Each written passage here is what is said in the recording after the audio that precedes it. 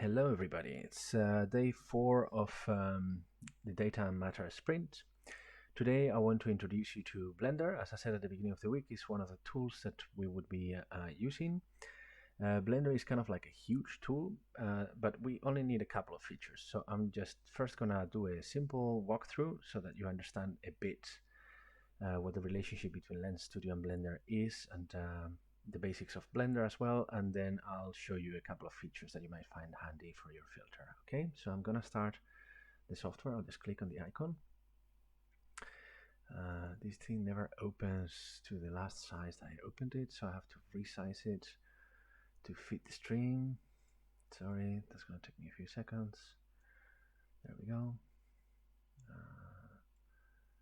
And now hopefully it should occupy much of your screen. So when Blender begins, you see that it has this image, this window.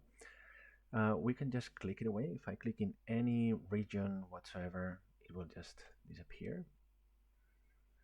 And then what you can see is we are immediately presented with a 3D view. Again, as it is the case in most softwares, when 3D softwares, when I press the middle mouse button and I move around, basically I'm kind of rotating the camera around the center of my scene. The center of my scene in this case is represented by this white and red dotted circle that you see in the center, and that's the place where objects get created. Over here we have the render modes. We don't have any, so this is wireframe. This is the kind of shading basically that you place in your scene, in your objects, in the current view actually. We don't have anything yet, so it doesn't make much sense to be clicking around these. Here you have the menus that correspond to the current mode. Like so many other complex pieces of software, the UI of this is insanely complex. So they require modes. So for example, when you are in object mode, you don't have the same menu as when you are in edit mode. So this mode, what it does is basically gives you a completely different UI to manipulate the kind of element that you want to use. Over here, what we have is the different modalities of use. As I said, Blender is pretty complex, so you can do all kinds of things. You can do 3D modeling, regular 3D modeling. You can do sculpting. We will see that later because it's actually quite handy for filter making. You have UV editing, which is a way of kind of wrapping textures around 3D objects. It has a full-blown painting tool actually inside for texture painting. You can make shaders in it. You can do animation. You can edit video. You can write game scripts. You can do all kinds of things. As I said, it's a hugely complex tool. It takes years to master, but you can also approach it one bit at a time to do the one thing that you need. And actually, since version 2.8 is a pretty rewarding tool to use, I think it will eventually eat the lunch of Cinema 4D and other softwares that are popular for being accessible as for starters. I think Blender has become increasingly accessible since version 2.8, and I think that with the yearly releases that are beginning to appear now, it's going to get even better. So apart from this view that I just showed you and these menus, I can switch the mode, as I said before. I can also switch the mode by pressing tab. So if I press tab, it goes to object mode. If I press tab again, it goes to edit mode. Tab, tab, tab, tab. This matters because we're going to be doing this quite a bit. But that's kind of like an important feature, so I just wanted to show you. As you can see, when you go into edit mode and you tab, it goes into object mode. And when I click on something in object mode, then the entire object is lit up. But if I'm in edit mode and I click away, then I can actually select the individual parts, like the vertices. And if I am in edge mode, edge select mode, I can select the edges and drag them around by pressing the letter G for grab. I can grab them around. I press escape to go back.